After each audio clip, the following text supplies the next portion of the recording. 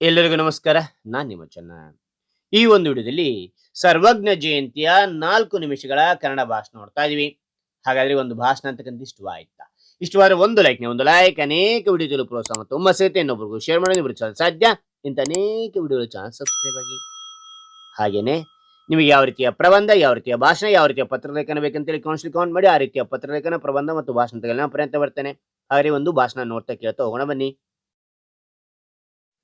ಸರ್ವಜ್ಞನೆಂಬುವನು ಗರ್ವದಿಂದಾದವನೇ, ಸರ್ವರುಳು ಒಂದೊಂದು ನುಡಿಗಳಿತು, ವಿದ್ಯೆಯ ಪರ್ವತವೇ ಆದ ಸರ್ವಜ್ಞ ಎನ್ನುವ ಸರ್ವಜ್ಞರ ತ್ರಿಪದಿಯನ್ನು ಪ್ರಥಮವಾಗಿ ಸ್ಮರಿಸಿಕೊಂಡು, ವೇದಿಕೆಯ ಮೇಲೆ ಆಸೀನರಾಗಿರುವ ಮುಖ್ಯ ಗುರುಗಳೇ, ಶಿಕ್ಷಕರೇ, ಪೋಷಕರೇ ಹಾಗೂ ಸ್ನೇಹಿತರೆಲ್ಲರಿಗೂ ಶುಭೋದಯ. ಇಂದು ಎಲ್ಲರಿಗೂ ತಿಳಿದಿರುವಂತೆ ಸರ್ವಜ್ಞರ ಜಯಂತಿ. ಈ ಸಂದರ್ಭದಲ್ಲಿ ಅವರ ಕುರಿತು ಮಾತನಾಡಲು ಬಯಸುತ್ತೇನೆ. ಸರ್ವಜ್ಞರು ಜನಿಸಿದ್ದು ಇಂದಿನ ಹಾವೇರಿ ಜಿಲ್ಲೆಯ ಹಿರೇಕೇರೂರ ತಾಲೂಕು ಅಂಬಲೂರು ಎಂಬಲ್ಲಿ. ಇದು ಈಗ ಸರ್ವಜ್ಞರ ಅಂಬಲೂರ ಎಂದೇ ಪ್ರಸಿದ್ಧಿ ಪಡೆದಿದೆ. ಅವರ ಹೆತ್ತಮ್ಮ ಕುಂಬಾರಮಾಳೆ. ಪ್ರೀತಿಯಿಂದ ನಾಮಕರಣ ಮಾಡಿದ ಹೆಸರು ಪುಷ್ಪದತ್ತ ಎಂದು. ಸಾಕು ತಾಯಿ ಮಲ್ಲಕ್ಕ, ತಂದೆ ಬಸವರಸ. ಹಾವೇರಿ ಜಿಲ್ಲೆಯ ಹಿರೇಕೇರೂರು ತಾಲೂಕು ಮಾಸೂರಿನಲ್ಲಿ ವಾಸವಾಗಿದ್ದ ಆರಾಧ್ಯ ಬ್ರಾಹ್ಮಣ ಕುಟುಂಬದ ಬಸವರಸನು ಎಷ್ಟು ದಿನಗಳಾದರೂ ಮಕ್ಕಳಾಗದಿದ್ದಾಗ ಮಲ್ಲಮ್ಮನನ್ನು ಸಮಾಧಾನ ಮಾಡಿ ಪುತ್ರ ಸಂತಾನದ ವರ ಪಡೆಯಲು ಕಾಶಿ ಕ್ಷೇತ್ರಕ್ಕೆ ಹೊರಡುತ್ತಾನೆ.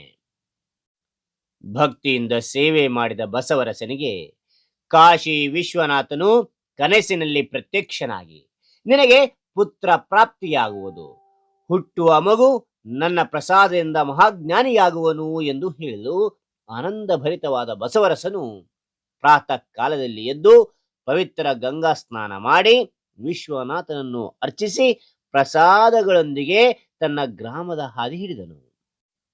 ಹಗಲಿರುಳು ಪ್ರಯಾಣ ಮಾಡಿ ಅನೇಕ ಗ್ರಾಮಗಳಲ್ಲಿ ವಿಶ್ರಮಿಸಿ ದಾರಿಯಲ್ಲಿ ಸಿಕ್ಕ ಅಂಬಲೂರ ಎಂಬ ಗ್ರಾಮಕ್ಕೆ ಬರುವಾಗ ಭಯಂಕರ ಗುಡುಗು ಸಿಡಿಲುಗಳಿಂದ ಮಳೆ ಸುರಿಯುತ್ತಿತ್ತು. ಸಮೀಪದಲ್ಲಿದ್ದ ಕುಂಬಾರ ಶಾಲೆಯಲ್ಲಿ ಕುಂಬಾರಮಾಳಿ ಎಂಬುವಳ ಮನೆಯಲ್ಲಿ ವಸತಿ ಮಾಡಿದನು. ಕಾಲಧರ್ಮ ಸಂಯೋಗದಿಂದ ಮಾಳಿಯಲ್ಲಿ ವ್ಯಾಮೋಹಗೊಂಡ ಬಸವರಸನಿಗೆ ಕಾಮ ವಿಕಾರವಾಯಿತು.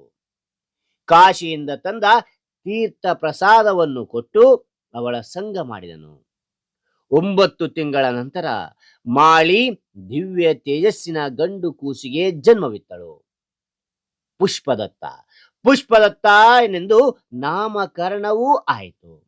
ಮುಂದೆ ಈ ಮಗುವೆ ಜಗತ್ತಿಗೆ ಸರ್ವಜ್ಞನೆಂದು ಪ್ರಸಿದ್ಧಿಯಾದನು. ಬಾಲ್ಯದಲ್ಲಿಯೇ ಅಗಾಧವಾದ ಪಾಂಡಿತ್ಯವನ್ನು ಶಿವನ ವರ ಪ್ರಸಾದದಿಂದ ಪಡೆದಿದ್ದನು. ತಂದೆ ತಾಯಿಗಳಿಂದ ಅಗಲಿ ಪುಣ್ಯ ಕ್ಷೇತ್ರಗಳನ್ನು, ಗುರುಮಠಗಳನ್ನು ಭೇಟಿ ಮಾಡಿ ಜ್ಞಾನಾರ್ಜನೆ ಮಾಡಿದರು. ಎಲ್ಲಾ ಶಾಸ್ತ್ರಗಳ ಜ್ಞಾನವನ್ನು ಸಂಪಾದಿಸಿದರು. ಅವರ ಜನಪ್ರಿಯ ವಚನಗಳು ಅವರ ಬಗ್ಗೆ ಸಾಕಷ್ಟು ಮಾಹಿತಿಗಳನ್ನು ಒದಗಿಸಿವೆ. ಅವರು ರಚಿಸಿದ ತ್ರಿಪದಿಗಳಿಗೆ ಲೆಕ್ಕವಿಲ್ಲ. ಅವರು ಆಶು ಕವಿಯಾದ್ದರಿಂದ ಎಷ್ಟೋ ವಚನಗಳು ಅವರ ಸ್ಮೃತಿಯಲ್ಲೇ ಉಳಿದಿರಬಹುದು. ಸುಮಾರು 7070 ವಚನಗಳು ಲಭ್ಯವಾಗಿವೆ ಎಂದು ತಜ್ಞರ ಅಭಿಪ್ರಾಯ. ಇಂತಹ ಮಹಾಜ್ಞಾನವನ್ನು ಪಡೆದ ನಾವು ಪುಣ್ಯವಂತರು.